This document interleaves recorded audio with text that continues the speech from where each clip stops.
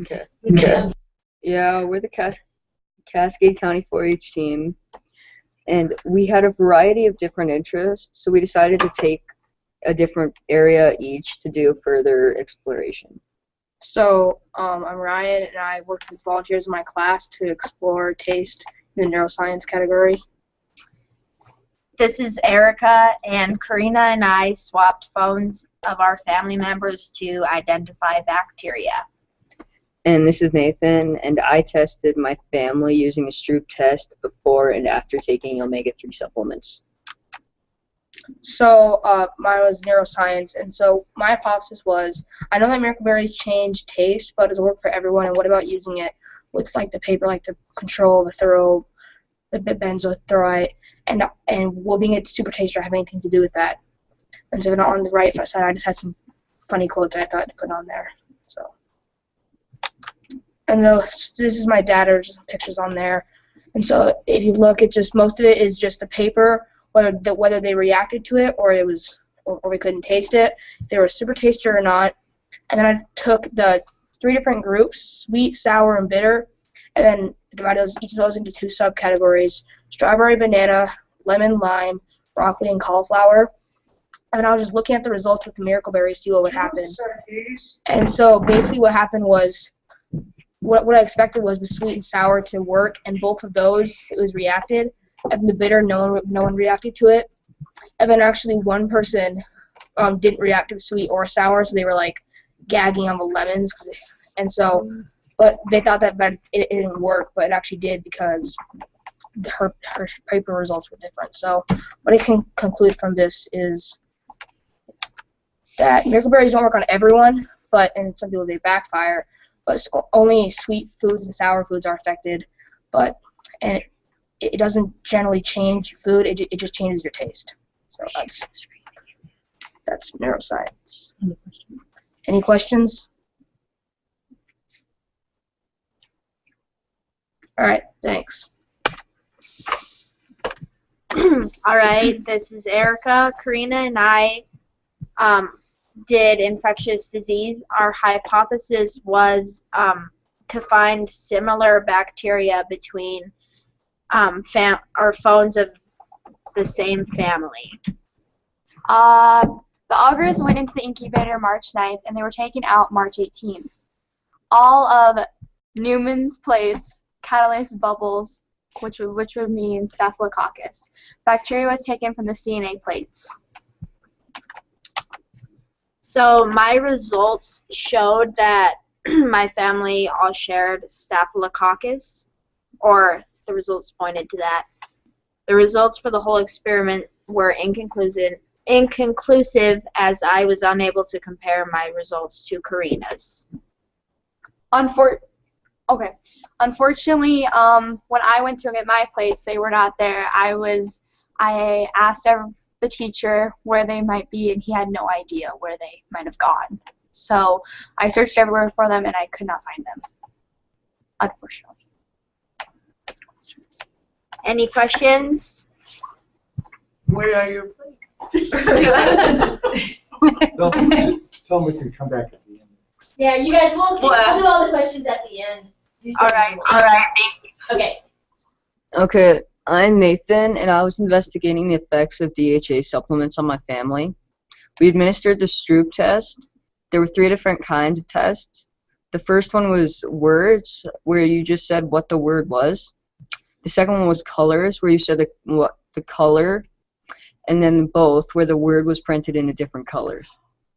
Our consumed daily dose was 450 milligrams of DHA and 130 milligrams of other omega-3s. We administered the Stroop test again at 6 weeks. The results were everyone increased in all 3 tests, and almost everyone decreased in the number of errors. And this is my data table.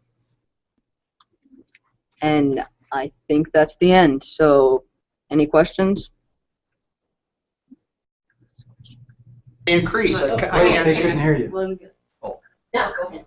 How much did they increase? I can't see the numbers very well. Yeah, we can't read the chart.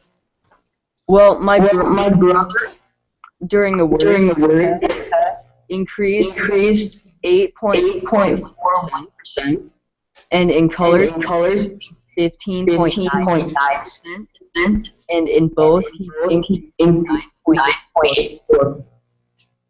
And me, I increased 0.5%.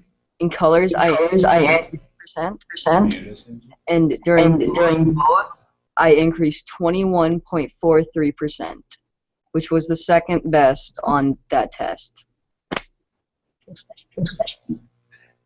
Nathan, did you have anybody who you had as a control who didn't take any DHA that you tested both times, or did everybody receive the treatment? Everyone received the treatment. Just we did the test. We did the first test before we started taking supplements, and then we took the second one after 6 weeks of taking the supplements.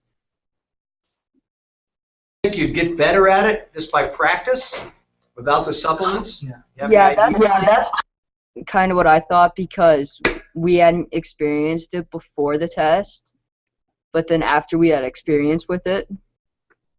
So. Did your family experience any other side effects of taking the omega-3s? Did they have any other things that Dr. Dratz had talked about that maybe they've noticed increased, like, you know, their memory or things? Well, I could very well focus. Usually before taking them, I couldn't like focus at all on anything. But after, I could focus on, if I started something, I'd finish it. So.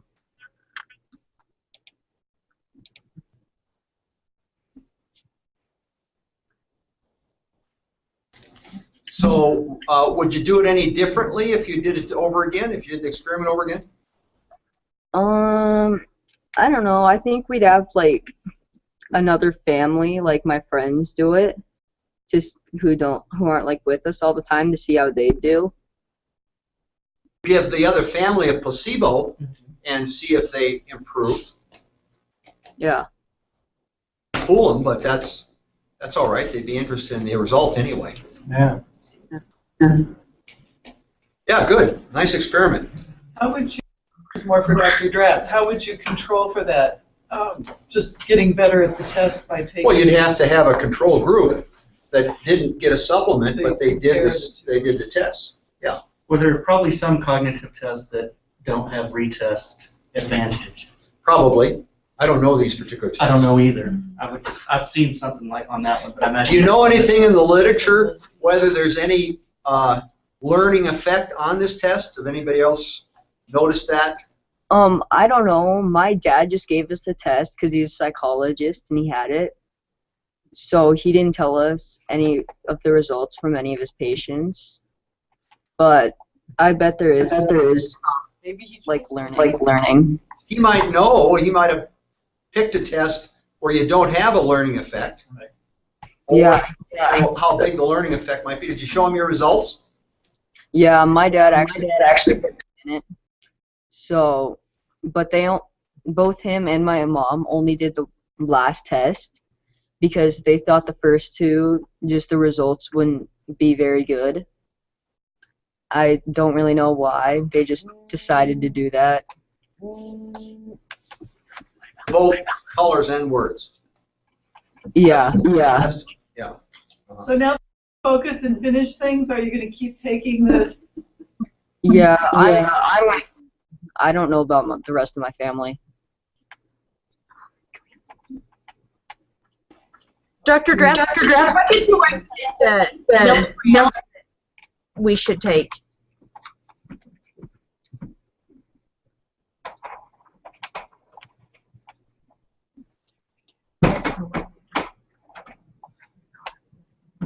Hold on. Yeah. Okay, what do I go? Yeah. The 450 milligrams you took is a good average dose. Some people take more, and I don't know if anybody really ever takes less to try to get a real effect out of it, but that's a very average dose. And when the kids at Columbia Falls compared 450 to 900, the people with 900 did a little better but the people that were bigger, had a bigger body, seemed to do better on the 900 than the 450. But they didn't really have enough subjects to see how statistical that was. So anywhere in the range of 450 to 900 is probably good. Okay. For the infectious disease project, did you notice that the colonies on the plates among the family members, did they look similar size-wise? And then was the amount of growth also similar between the different phones? On my dad and I's phone, they were a little bit, like, the colonies were a little larger, and then I guess my dad and I's were more similar, and then my mom's was a little less, and then the house phone was just kind of like in between.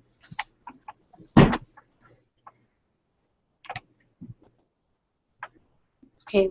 Also styles of phones, like flip phone or smartphone, Samsung, iPhone. They're all smartphones.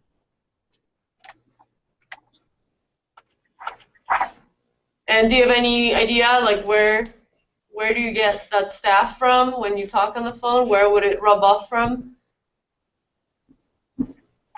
Your throat, mouth. I don't know what you're asking. Where's the stuff come from on the phone? Maybe my ESL skills. Just where the staff comes from, because it really gets on the phone. Do you have any idea? Is it really on you, on surfaces? Where do you think it's coming from? I think there's a lot of everywhere. I mean, from you and then people around you. People around you, maybe. If you let someone else borrow your phone. Or you drop it. People, like when you clean it off your clothing. I don't know. And what's the hypothesis on where the plates are at for the missing ones? I have no idea. Who would want to steal your plates? That's pretty weird. That is really weird. Some haters. Were your plates in the same incubator? Yes. So they just stole Korena's? Well, I had mine out last Wednesday, and then I took mine. I was going to take mine out a little bit after Ericka, but they were gone. So we took mine at different times. They were like in the trash can or anything in the room. The teacher didn't even know where they were. Yeah. The janitor isn't so motivated to go in and clean the incubator. Wouldn't think. Not ours. Our janitor hardly ever comes in the lab. Ours isn't even loud. Maybe a dog ate them. Yeah, I was gonna say. Dog ate your homework, literally. Well done, you guys. That was a great presentation. Hey, can I ask one more question about the miracle berries? Yeah. So on the miracle berry project, so the miracle berries didn't affect the bitter taste at all then? Excuse me? So the people chewing the miracle berries could still taste the bitter taste strips, right? It didn't affect that ability at all? Yeah, most of the part. Sometimes people changed it, but those people were typically super tasters. The people that it changed on were super tasters. Catch that. Wait, he didn't hear you. So look at, see where she's poking up there? Yeah. When she hits it and it's red, that means they can't hear you. So they can It's not red now. Yeah. So go ahead. But so keep your eye on that. Okay. Yeah, what is a miracle berry? I didn't catch that. Oh, well, there's either the berries or the tablets, and it's something that changes your perception, how you taste things, and how your taste buds react. Yep. Any more questions, you guys? Great job. Yeah, great job.